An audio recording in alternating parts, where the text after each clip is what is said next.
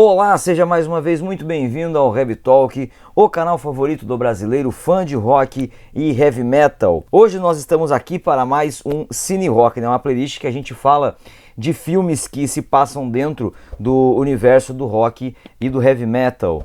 E eu diria que esse aqui não apenas é um filme muito realista, como também tem diversas semelhanças com a minha trajetória. Se trata do filme Quase Famosos, lançado em 2000, o título original é Almost Famous, e ele é escrito e dirigido pelo Cameron Crowe, né, que também escreveu e dirigiu Jerry Maguire em 1996 e Vanilla Sky em 2001. É um filme bastante aclamado e que hoje parece um tanto underground, mas que chegou a ser indicado a 3 categorias do Oscar e venceu uma delas, né? 2 atrizes coadjuvantes do filme concorreram, que foram a Kate Hudson e também a Frances McDormand. Também concorreu com melhor edição, e o Cameron Crowe ele levou a estatueta de melhor roteiro original, o que é muito impressionante se a gente considerar que concorreu contra Gladiador e Conta Comigo. Mas antes de falar do filme, quero lembrar vocês de shows que você não pode perder, né? Shows que o Heavy Talk estará presente,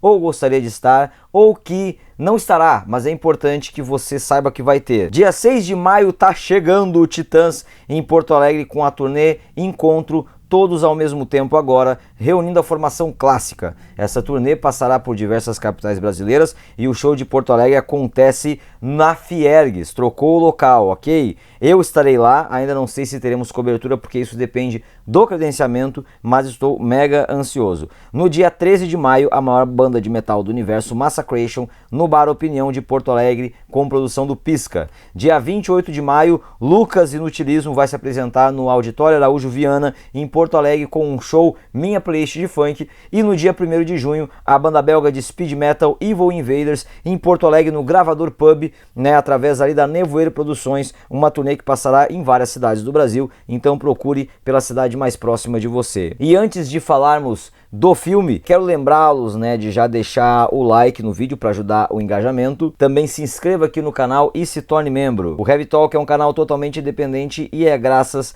a vocês, né, que são membros, que a gente consegue permanecer aqui. Custa menos de R$3 e ajuda muito. Então clica no botãozinho Seja Membro aí embaixo, ou então no link que está na descrição do vídeo, e nos ajude você também. Mas agora sim, falando do filme. Quase Famosos inicia sua história, né, em San Diego em 1969. Nessa introdução nós conhecemos William Miller, uma criança criada por uma mãe absolutamente protetora e conservadora, interpretada pela Frances McDormand, vencedora de 4 Oscars, inclusive, né, 3 como atriz e 1 como produtora. E também conhecemos Anita Miller, interpretada pela Zooey Deschanel, não sei exatamente como é que pronuncia, irmã do William, que assim que atinge a maioridade, mete o pé, né, e sai de casa por estar exausta das proibições da mãe, deixando para o irmão secretamente como herança uma coleção de discos de bandas como Beach Boys, Led Zeppelin, Jimi Hendrix, Cream,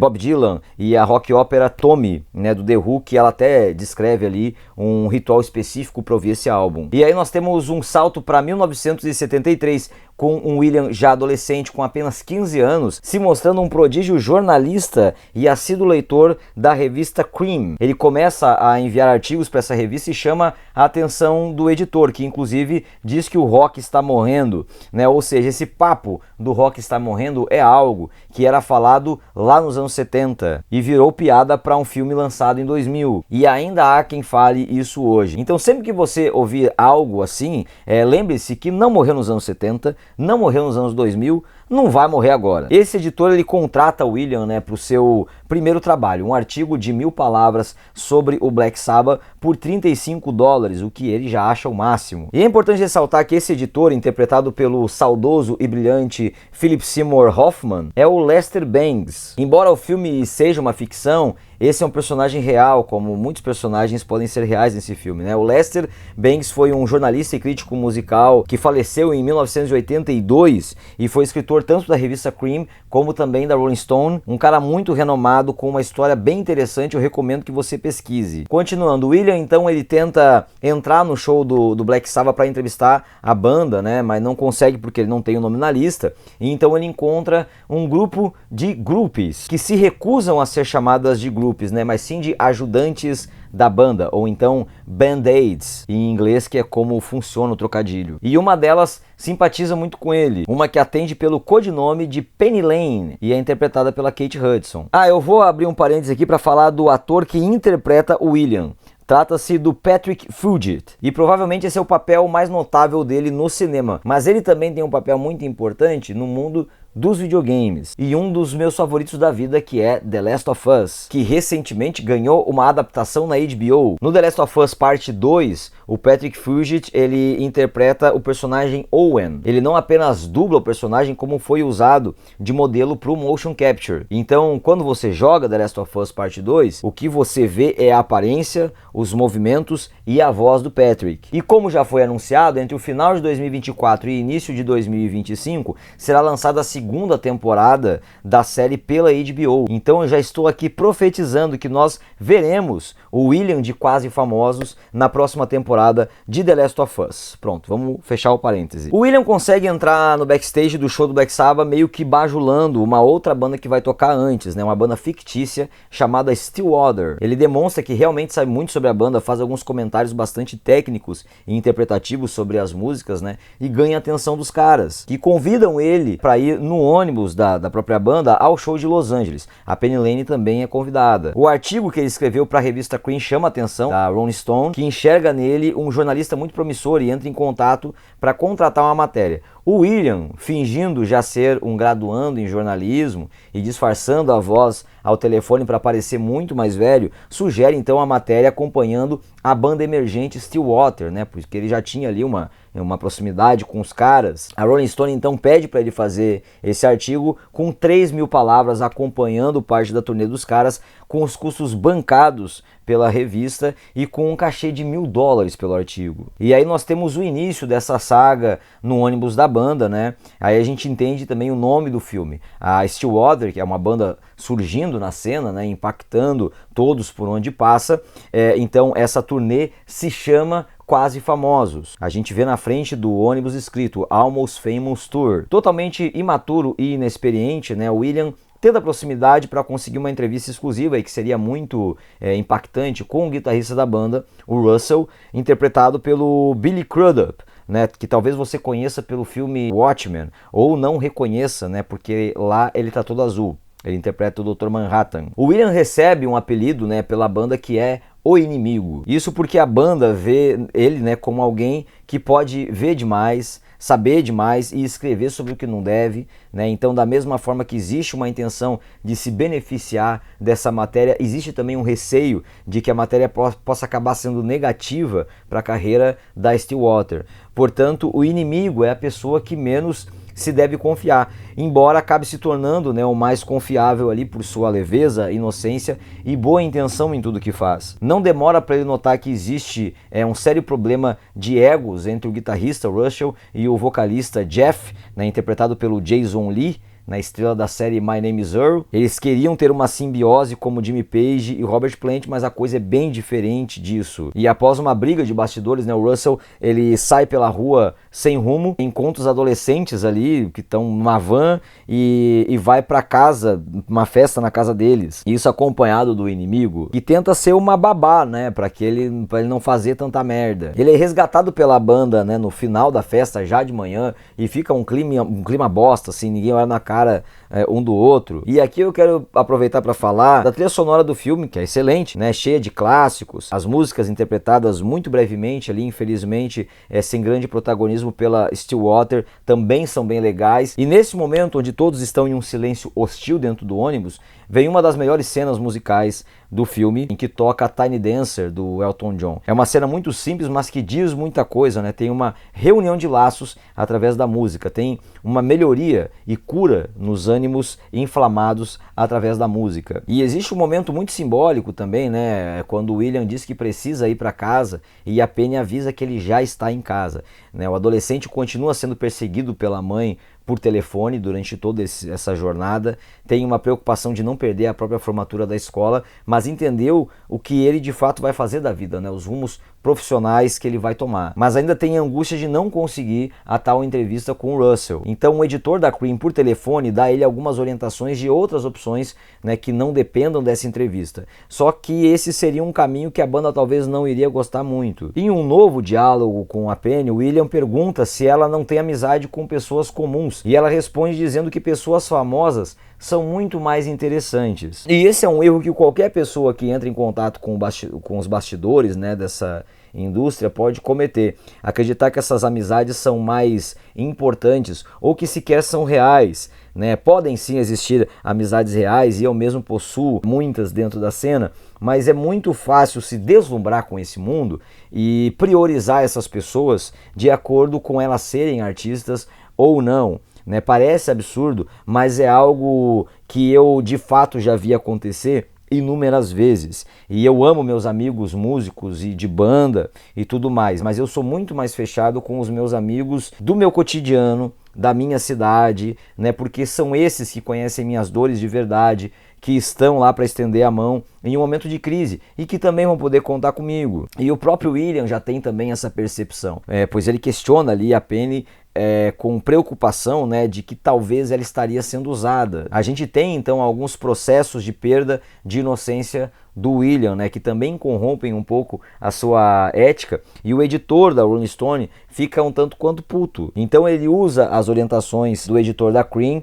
e a Rolling Stone fica bastante interessada com a nova abordagem, passando a considerar essa matéria para a capa da revista. Nesse ponto a gente chega em uma situação bastante divertida, que é quando um novo manager, interpretado pelo Jimmy Fallon, persuade a Stillwater e consegue se tornar o novo empresário deles. E um dos argumentos da conversa é de que existe uma renovação que eles precisam acompanhar, pois, por exemplo, o Mick Jagger não estaria mais fazendo shows aos 50 anos. Na época que o filme se passa, né, o Mick Jagger tinha 30 anos, mas quando o filme foi produzido e lançado, ele já tinha 57. Até que chegamos a uma famigerada cena de pôquer, onde o Russell ele troca a Penny e as demais meninas com outra banda por $50 e uma caixa de cerveja, revelando pra gente que tá assistindo o filme que de fato eles enxergam essas meninas como nada além de objetos para diversão. E ele faz isso porque não quer ela com a banda em Nova York, onde ele encontraria a sua esposa. Em uma conversa da Penny com o William, né, falando sobre o afeto que ela e o Russell possuem, o William manda ela acordar, né, e alerta sobre essa troca de uma maneira bastante ríspida e irritada. A reação da Penny é fazer uma piada, né, enquanto ela chora para se esquivar um pouco dessa humilhação. E em Nova York, a Rolling Stone confirma que a matéria será capa e o William transmite isso à banda. Há um encontro da Penny com a esposa do Russell que leva até um desfecho bastante grave, assim. Basicamente, o William acaba salvando a vida dela. E chegamos então a mais um evento tragicômico, né? Um princípio de acidente aéreo em que os integrantes da Stillwater começam a fazer confissões das mais variadas, né? Naqueles que acreditam ser os seus últimos instantes de vida. E isso culmina em um ponto sério e importante, né? Que é o William vomitando verdades para esses músicos sobre a péssima maneira que eles enxergam tanto a Penny Lane quanto as demais meninas. A comicidade volta a reinar quando o voo estabiliza e eles seguem viagem normalmente, né, vivos e muito envergonhados de tudo que foi explicitado ali. Por fim, a gente tem o conflito de escrever uma matéria e as únicas testemunhas da veracidade negarem os fatos ocorridos. O William descobre os efeitos disso de maneira prática e a credibilidade dele é destruída, pelo menos a um primeiro momento, e volta para sua vida comum, que ele considera medíocre em uma cidade pequena, mas dessa vez valorizando muito mais e percebendo que a vida comum tem muito de extraordinário a oferecer também. Para não dar mais spoilers do que eu já dei, o Russell passa por uma epifania, né, ao saber o que aconteceu com a Penny Lane, e ela, por sua vez, muda de atitude e tem uma postura de muita lucidez que acaba resolvendo também o problema do William e colocando a futura e promissora carreira dele de volta ao prumo. E aí, finalmente, encerramos com uma bela matéria de capa, uma nova turnê do Stillwater em 1974 e uma uma aventureira indo para um país bastante exótico. Quase Famosos, como eu disse lá no início, é um filme super realista e que converge com a minha vida em diversos momentos. Olha só que curioso, a primeira vez que eu saí em turnê foi com 20 anos, não com 15. Eu era um estudante do terceiro semestre de jornalismo que tinha recém começado um canal no YouTube e fui convidado por uma banda aqui do Rio Grande do Sul que abriria 4 shows do Épica em diferentes capitais do Sul e Sudeste. A viagem não foi em um ônibus, mas sim em uma van apertada, disputando espaço com alguns instrumentos, e eu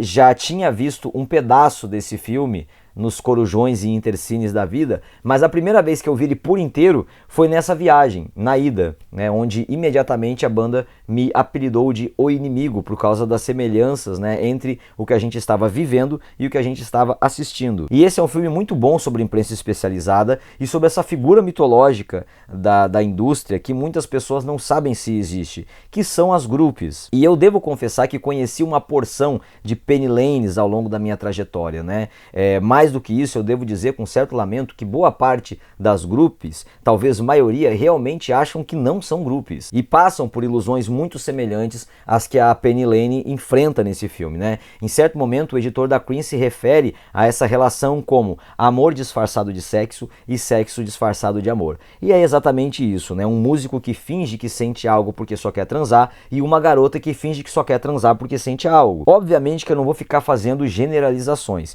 Existem muitos músicos que são super profissionais, éticos, respeitosos ou que até gostam de viver suas oportunidades, né, porém de maneira honesta e transparente. Assim como também tem muitas meninas que querem apenas viver suas aventuras sem nenhum vínculo afetivo e sem estarem se iludindo. Eu só estou relatando aqui as semelhanças entre coisas que esse filme apresenta e que eu de fato testemunhei dúzias de vezes desde a minha primeira turnê, que foi há 13 anos. Inclusive no processo de descobrimento sobre a forma correta de se trabalhar nessa área, né? Eu já falei muitas vezes, por exemplo, sobre como o Ricardinho, da Abstract Produtora, foi por diversas vezes um mentor no sentido de me corrigir em coisas que eu fiz e que não foram boas. Da mesma forma, já citei diversos jornalistas dentro da cena como pessoas que me ensinaram a trabalhar de forma correta, e uma série de erros, né, precisam ser cometidos para a gente entender que só a experiência e as vivências vão construir esse termômetro dentro da gente, de entender o que deve ou não ser exposto, o que deve ou não ser falado, o que é justo ou não é de trazer ao público, o que vai construir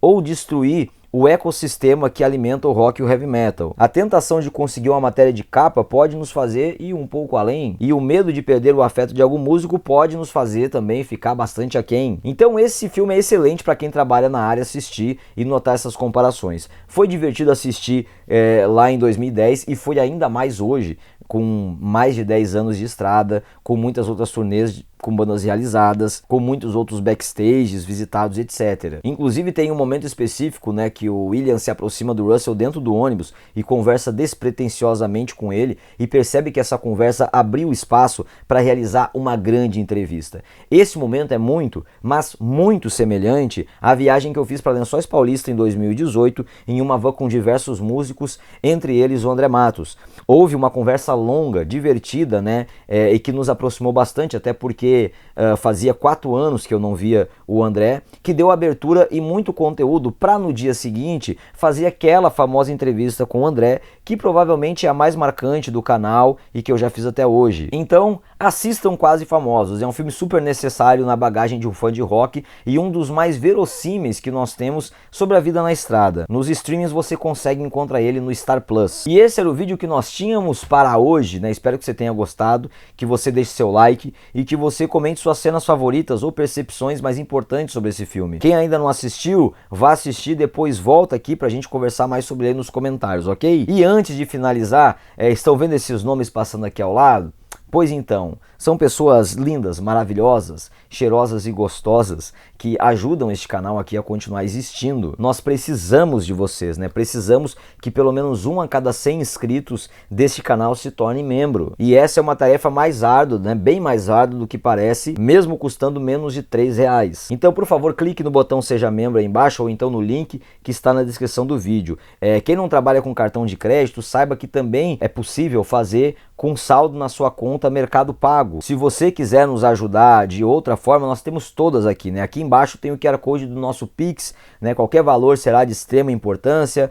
Na descrição do vídeo aí também tem o nosso PayPal, ou então o nosso Apoia-se, caso você queira utilizar apenas boleto. Meios não faltam. O que falta é você nos dar essa força para a gente crescer cada vez mais. Qualquer dúvida, é só chamar aí nos comentários que a gente resolve também. A todos aqueles que já são nossos apoiadores, vocês moram no meu coração e enquanto você estiver aqui, eu também estarei. Um grande abraço, vá assistir Quase Famosos e nos vemos no próximo vídeo. Tchau!